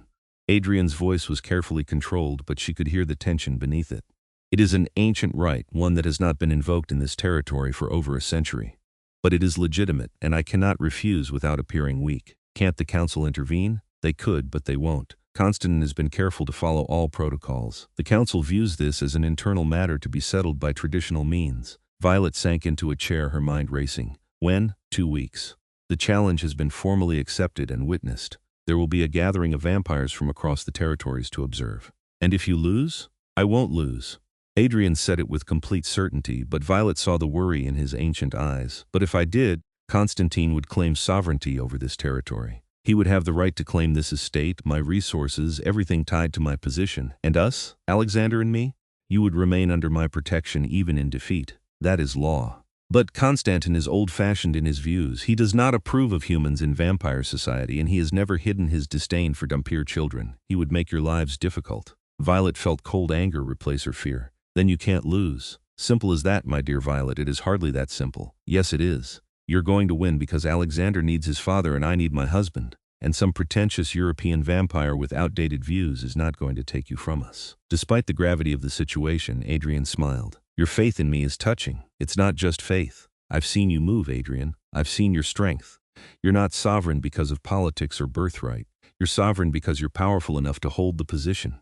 Constantine is older than I am by at least 2 centuries. Age brings strength in our kind. Age also brings arrogance. He probably underestimates you because you've chosen to live peacefully rather than through constant violence. Perhaps." Adrian pulled her close, and Violet went willingly, wrapping her arms around him. "I do not want you to worry. I have survived far worse than Constantine Dracul. I'm going to worry anyway. That's my job as your wife," they told Alexander that evening. The boy took the news with surprising maturity, though Violet saw the fear flash across his face before he controlled it. "You'll win," Alexander said, but it sounded like a question. "I will," Adrian assured him. "I promise you I will come back. Mom promised that too. She didn't come back." The words hung in the air like an accusation. Adrian knelt in front of his son, taking his shoulders gently. "Your mother's situation was different. She fought an illness that even our nature could not overcome. I am fighting an opponent, I understand, using skills I have honed for centuries. They are not the same. But you could still die." "I could, but I won't. I have too much to live for." Adrian pulled Alexander into a tight embrace. "I will not leave you, my son. Not willingly. Not if there is any way to prevent it." That night, after Alexander finally went to bed, Violet and Adrian lay together in the darkness of their room. Violet traced patterns on Adrian's chest, feeling the slow beat of his heart beneath her fingers. "Tell me the truth," she said quietly. "How dangerous is this?" "Dangerous enough that I have updated my will and made provisions for you and Alexander should the worst happen." Violet's hand stilled. "Adrian, I am being practical. If Constantine defeats me, you will need resources and protection. I have arranged for both. Seraphine has agreed to serve as your guardian in Vampire Society. She will ensure no harm comes to either of you. I don't want Seraphine. I want you, and you will have me. But I need to know you are protected regardless." "Please, let me have this peace of mind." Violet nodded against his shoulder, not trusting her voice. They lay in silence for a long time, holding each other as if they could prevent the future through sheer will. The next 2 weeks were tense. Adrian trained constantly, working with Graves, who it turned out had been a formidable warrior in his younger centuries. Violet watched, sometimes awed and terrified by the speed and power Adrian displayed. He moved like death itself, all grace and precision and lethal efficiency. She tried to take comfort in this, but fear gnawed at her regardless. Alexander became clingy in a way he hadn't been since those first difficult months. He shadowed Adrian whenever possible, and sought out Violet for comfort when his father was training. She read to him every night, holding him close, both of them seeking reassurance in familiar rituals. Violet also prepared in her own way. She researched Constantine Dracul, learning everything she could about Adrian's challenger. He was indeed ancient, turned during the Byzantine Empire, and known for his traditional views and combat prowess. He believed vampires should rule over humans rather than hide among them, that Dhampir children were abominations, that the modern approach of discretion and cooperation was weakness. In other words, he was everything Adrian was not. The night before the challenge, vampire guests began arriving at Thornwood Estate. The combat would take place in a neutral location, but the estate would serve as Adrian's base. Violet met dozens of vampires, all of them there to witness and judge. Some were supportive, others neutral, a few openly hostile. She navigated it all with the grace she'd learned over 5 years, maintaining her composure even as her stomach churned with anxiety. Seraphine arrived with several other council members. The ancient vampire found Violet in the garden where she'd escaped for a moment of peace. "You are afraid," Seraphine observed without preamble. "Of course I am. Someone's trying to kill my husband. Adrian is strong. He has ruled well and commanded respect. These things count in combat. But you're worried too, I can tell." Seraphine was silent for a moment. "The challenge is formidable. The outcome is not certain." "That's not comforting." "I did not intend comfort. I intended truth." Seraphine studied Violet with those frozen eyes. "If Adrian falls, you and the boy will come under my protection immediately. Constantine will not be allowed to harm you. I give you my word." "Why would you do that? You barely tolerate me. I have grown to respect you over these years. You have proven yourself worthy of Adrian's love and capable of navigating our world with grace. You have given him happiness and his son's stability. These are not small things." Seraphine paused. "And perhaps I have grown fond of you both, though do not expect me to admit this again." Violet felt tears prick her eyes. "Thank you. Thank me by having faith in your husband. He is not easily defeated." The night of the challenge arrived with ceremonial weight. Violet dressed carefully in deep crimson, a color that Adrian had once told her symbolized strength in vampire culture. She braided her dark hair back from her face, wanting nothing to obscure her vision. She needed to see everything, to witness whatever happened.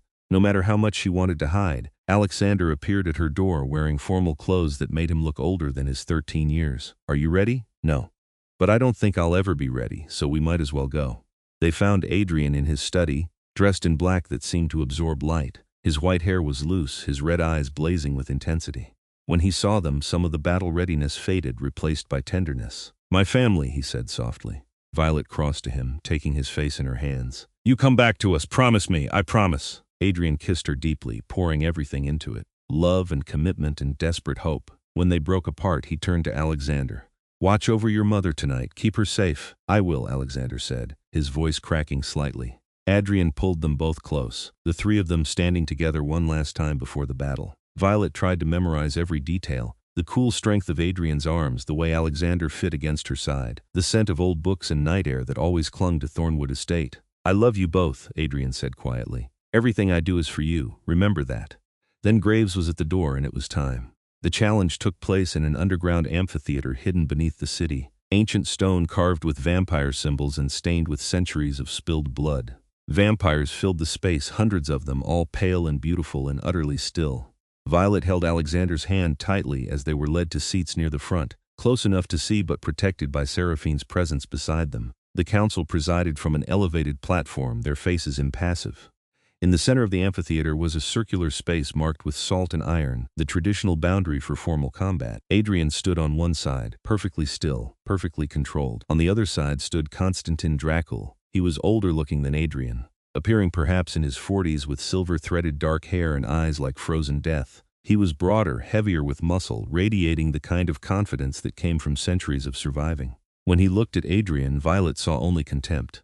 The head of the council, the scarred vampire named Marcos, stood to address the gathering. His voice echoed through the amphitheater, ancient and powerful. We gather to witness a formal challenge. Constantin Dracul has invoked his right to contest Adrian Thornwood's sovereignty over the Eastern Territories. This challenge is legitimate and witnessed. The combat will continue until death or submission. There are no other rules. May the worthy prevail.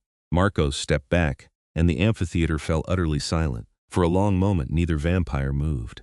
They simply stared at each other across the salt circle, two immortal beings about to engage in something primal and deadly. Then Constantine attacked. He moved with speed that blurred even to Violet's vampire-trained eyes, crossing the distance in an instant.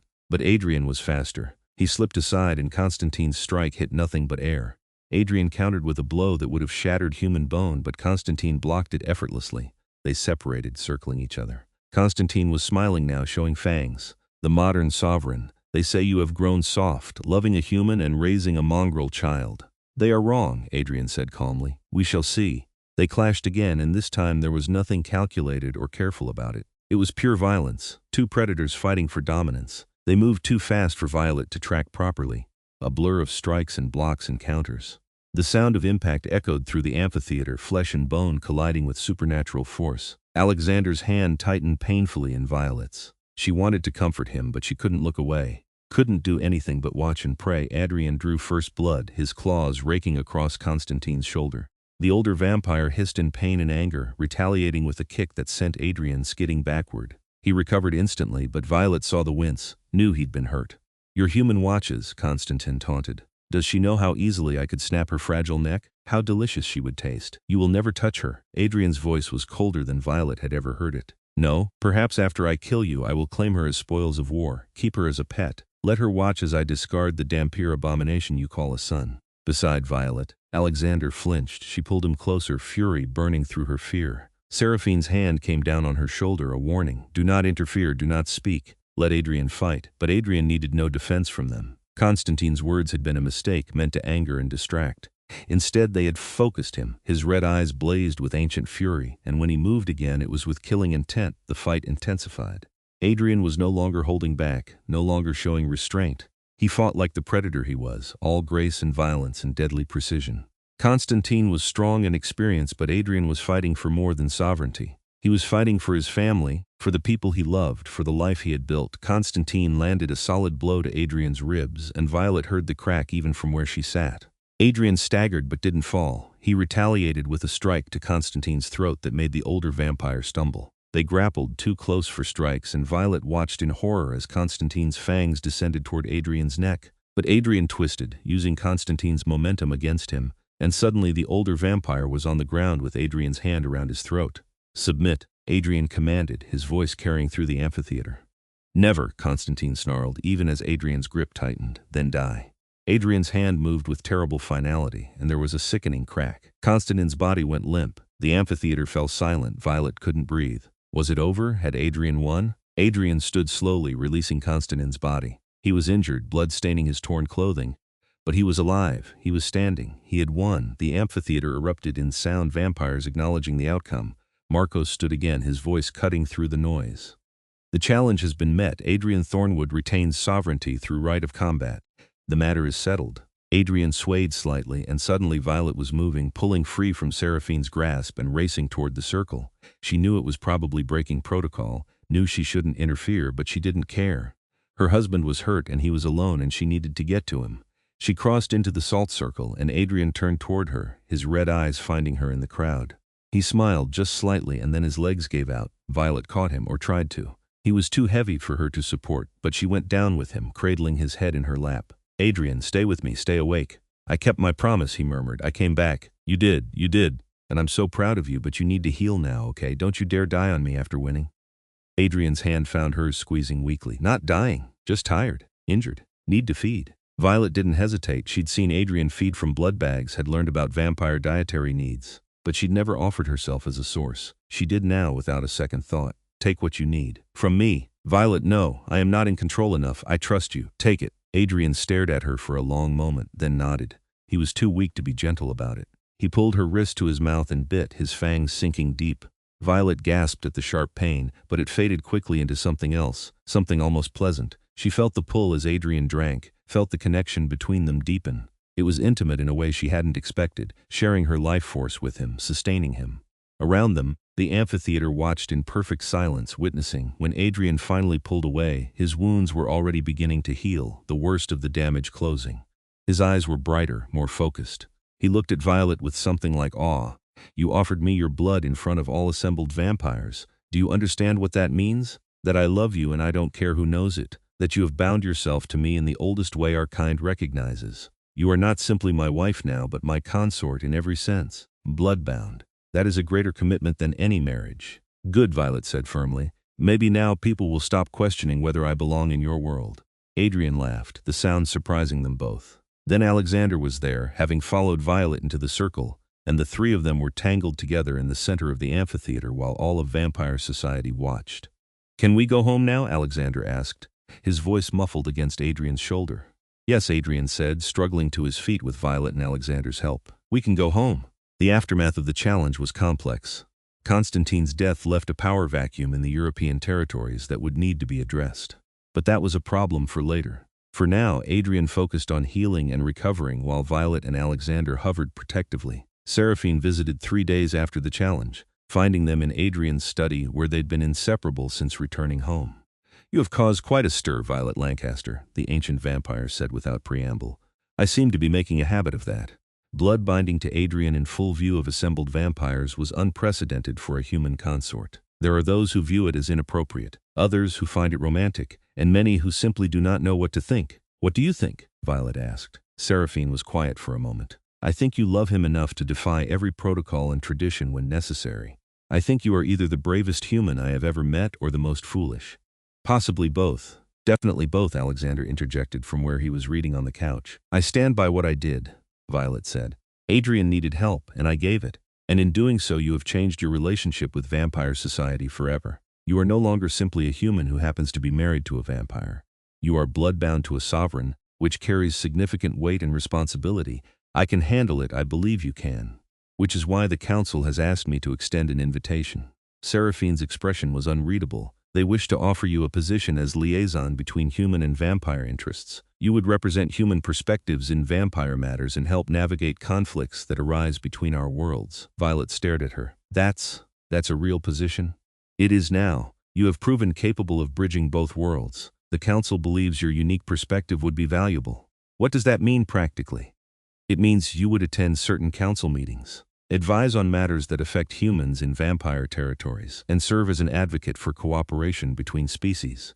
It would be demanding and occasionally dangerous, but also influential." Violet looked at Adrian, who had been silent during this exchange. "What do you think?"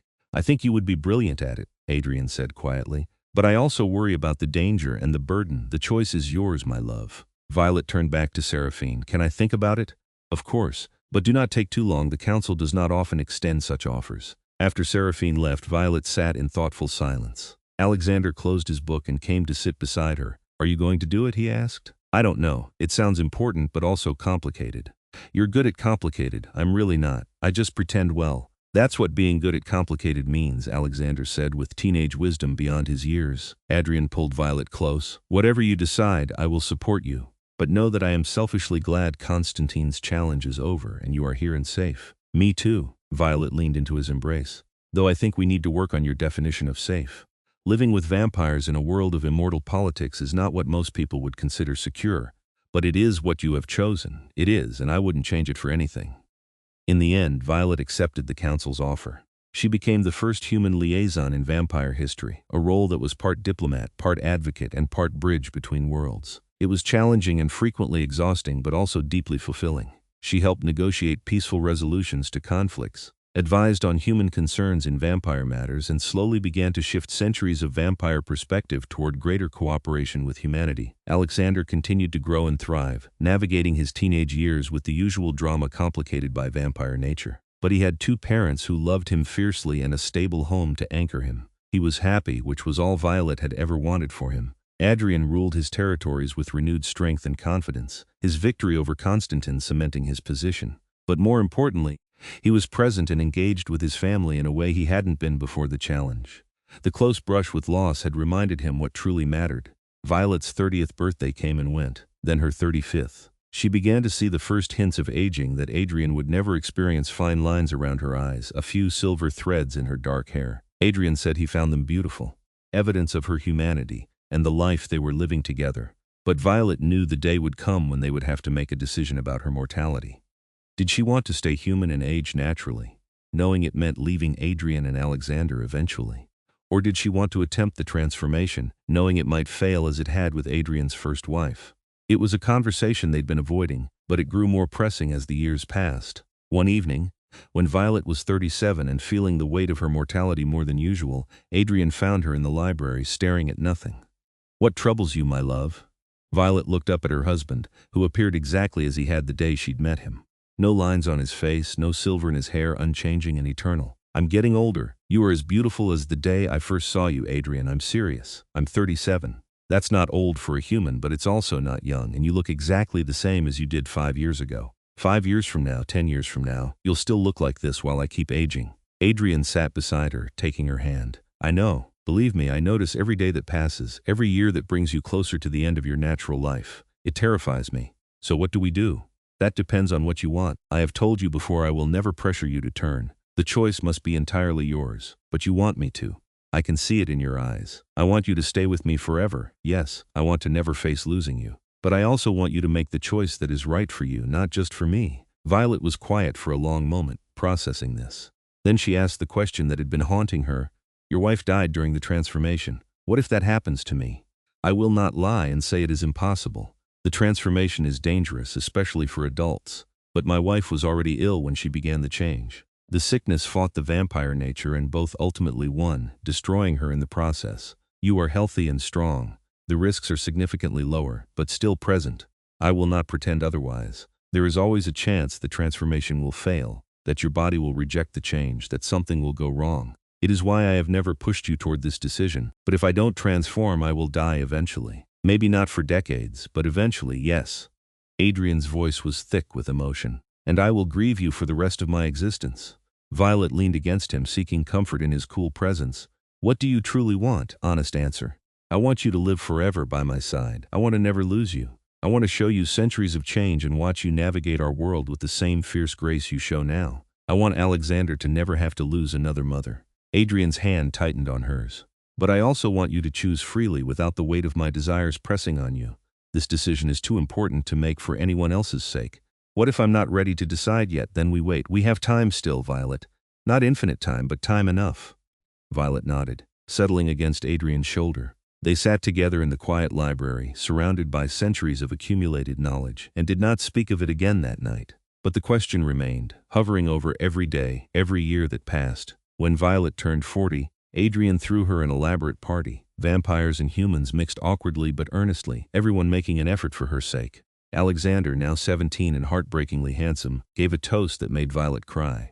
When Violet first came to our house, I was a nightmare. I'd driven away 17 tutors in 3 months. I was angry and grieving and determined to make everyone as miserable as I felt. But Violet didn't run. She stayed. She saw past the behavior to the scared kid underneath, and she stayed. Alexander paused, collecting himself. She gave me back my childhood. She taught me that it's okay to trust people, that not everyone leaves, that family can be chosen as well as born. She became my mother in every way that matters. And she made my father happy again, which I didn't think was possible after Mom died. He raised his glass. To Violet, who stayed when no one else would, who loved us despite all the complications, and who proved that the best families are the ones we fight to keep together. Happy birthday, Mom. Violet was crying too hard to respond properly. She pulled Alexander into a tight hug, then Adrian, and the three of them stood together while the party continued around them. Later that night, after all the guests had left and Alexander had gone to bed, Violet found Adrian on the balcony of their room, staring out at the night sky. Regretting the party, she asked, coming to stand beside him. Never. But I am aware that we have celebrated 8 of your birthdays together now, and each one brings you closer to the choice you will eventually have to make. I know, I think about it constantly. And, Violet took a deep breath. I want to turn. I want to stay with you and Alexander forever. I want to grow old with you except for the part where I don't actually grow old. I want centuries to explore this world and navigate vampire politics and build our family. Adrian's hand tightened on the balcony railing. You are certain? I am terrified, but I am also certain. I can't imagine leaving you, leaving Alexander, leaving this life we've built. I don't want to age while you stay the same. I don't want to die and leave you to grieve for centuries. I want to stay. Adrian turned to face her fully, his red eyes blazing with intensity. Violet, you must understand what you are choosing. The transformation is painful. If it works, you will become something fundamentally different. You will never walk in sunlight again. You will need blood to survive. You will watch everyone you knew from your human life age and die while you remain. It is not a simple or easy choice, I know, but it's my choice. And I choose you. I choose us. I choose this family. When Adrian's voice was barely a whisper, soon. While I'm still healthy and strong, while the odds are in my favor. I don't want to wait until I'm too old and frail for the transformation to have a good chance of success. Adrian pulled her into his arms, holding her so tightly she could barely breathe. I love you, more than I have words to express. But I am also terrified of losing you the way I lost her. You won't. I'm going to fight through the transformation. I'm going to become a vampire. And then we're going to have centuries together to annoy each other. Violet pulled back enough to see his face. Have faith in me. I have all the faith in the world in you, my love. It is fate I struggle to trust. They began preparations immediately. Adrian consulted with the most knowledgeable vampires about optimal conditions for transformation. Violet underwent extensive medical testing to ensure she was in peak health. They told Alexander, who took the news with surprising calm. I always knew you'd probably turn eventually, he said with teenage nonchalance that didn't quite hide his fear. I just hoped it wouldn't be for a while longer. Are you okay with it? Violet asked. Are you really asking if I want you to stay forever versus growing old and dying? Yes, Mom, I'm okay with it. I'm just scared it will go wrong. Me too, Violet admitted. But I'm more scared of leaving you both. Alexander hugged her tightly. You're going to be fine. You're the stubbornest person I know. Death wouldn't dare take you. That's the spirit. The transformation was scheduled for a month later, on the night of the new moon. Traditional vampire lore held that new moons were favorable for turning, and Adrian was taking no chances. As the date approached, Violet tried to settle her human affairs. She wrote letters to her family, carefully crafted to be opened if she didn't survive. She organized her possessions and said goodbye to her human life in 1,000 small ways. The night before the transformation, Seraphine came to visit. She found Violet in the garden, seeking solace in the night air. Tomorrow you become one of us, the ancient vampire said. If you survive, not comforting Seraphine, I do not deal in comfort, I deal in truth. The vampire studied her for a long moment. You have been good for Adrian and the boy. Your loss would damage them both significantly. So I suppose I am saying, do not die. I'll do my best. See that you do. It would be inconvenient to lose you after I have become accustomed to your presence.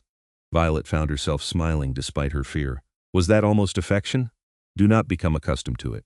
But there was the faintest warmth in Seraphine's frozen eyes.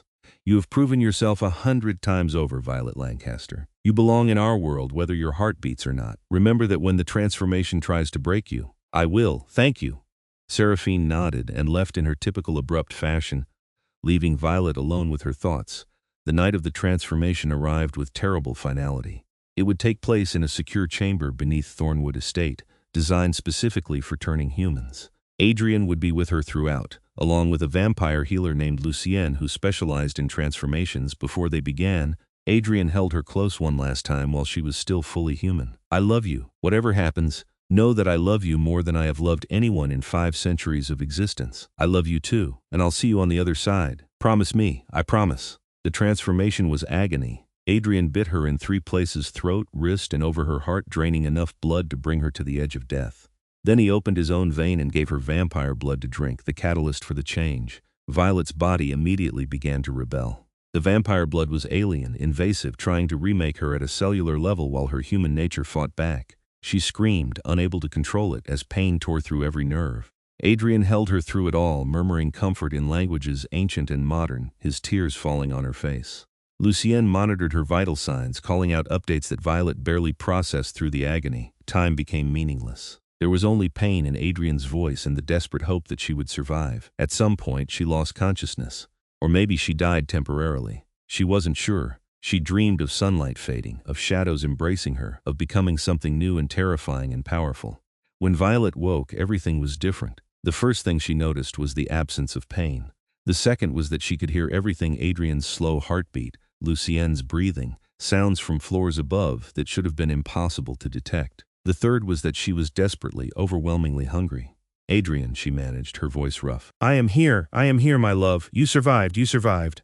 Violet opened her eyes and immediately wished she hadn't. The dim lighting of the chamber was blindingly bright. She closed them again, overwhelmed. "The senses will adjust," Lucienne said calmly. "It takes time. But Violet, you need to feed. The hunger will become overwhelming if you do not."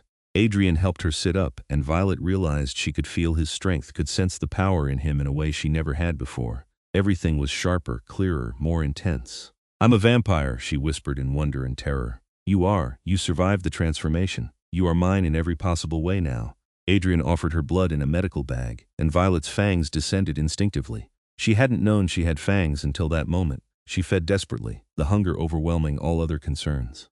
The blood was sweet and rich, and exactly what her new nature craved. When she finally stopped, the world had settled into something manageable. She opened her eyes again and found Adrian watching her with an expression of profound relief. "How do you feel?" "Strange. Everything is so intense. I can hear your heartbeat from here. I can smell everything. It's overwhelming. It will become easier. Your control will develop. For now, just breathe." "Well, attempt to breathe. We do not strictly need to, but the habit persists." Violet tried breathing and found it oddly comforting despite being unnecessary. "How long was I out?" 3 days, a standard transformation time. "But Violet, there were moments when—" Adrian's voice broke. "There were moments when I thought I had lost you, but you didn't. I'm here. I'm okay." Violet touched her own face, feeling the coolness of her skin, the absence of a pulse in her wrist. "I'm a vampire. You are, my consort in blood and death and eternal life. If you will still have me." Violet pulled him close and kissed him, and it was different now. She could feel his nature responding to hers, vampire to vampire, a connection that went beyond anything she'd experienced as a human. "Always. For however many centuries we have. All of them," Adrian promised. "Every single one." They stayed in the chamber for another day while Violet adjusted to her new senses and overwhelming thirst. Lucienne taught her the basics of control, how to manage the hunger, how to move without breaking things with her new strength. It was exhausting and exhilarating in equal measure. When Violet finally emerged, Alexander was waiting. He took one look at her pale skin, red eyes that must mirror Adrian's, and tears began streaming down his face. "You made it. You actually made it. I told you I would." Violet's own eyes were dry. She'd learned from Lucienne that vampires could not cry. But the emotion was no less intense. "Come here." Alexander threw himself into her arms, and Violet held him with the care her new strength required. She could hurt him so easily now, could break him without meaning to. But she didn't. She held her son gently and let him cry against her shoulder. "Welcome to the family," Alexander said eventually, pulling back with a shaky laugh. "Officially, I mean. Now you really can't leave." That was rather the point. Life as a new vampire was challenging in ways Violet hadn't anticipated. Everything was too loud, too bright, too intense. She broke countless objects learning to control her strength. The hunger was constant for the first few months, requiring frequent feeding to keep it manageable. And the sunlight, she could no longer step outside during the day, could never again feel warmth on her face. But there were unexpected joys too. She could move with the same inhuman grace as Adrian. She could hear Alexander's thoughts when he let his guard down, sense his emotions, know when he needed her. She was strong enough to protect the people she loved, powerful enough to hold her own in vampire politics. And she had time, centuries of it, to spend with her family. A year after her transformation, Violet stood before the council as a vampire rather than a human. They acknowledged her new status formally, and Seraphine actually smiled. "You have done the impossible," the ancient vampire said. "Survived the transformation, maintained your essential self, and transitioned from human liaison to vampire counselor, without losing your perspective on either world. Well done, Violet Thornwood. Thank you. And thank you for your support through the transformation. I know you helped convince other council members to allow it." "I did. You had proven yourself valuable. It would have been wasteful to lose you to mortality. I'm choosing to take that as affection. Choose whatever interpretation comforts you." Over the following years, Violet grew into her vampire nature. She developed skills and powers, learned to navigate her world with increasing confidence. She and Adrian ruled the Eastern Territories together, a true partnership of equals. Alexander finished his education and began developing his own interests, occasionally joining them in political work but mostly charting his own course. On what would have been Violet's 50th birthday 10 years after her transformation, Adrian gave her another gift. A leather-bound book, twin to the one he'd given her on their anniversary years ago. When she opened it, she found it full of new photographs and memories, moments from their second decade together. "Our story continues," she read aloud from the inscription. "For as long as forever allows," Adrian agreed, pulling her close.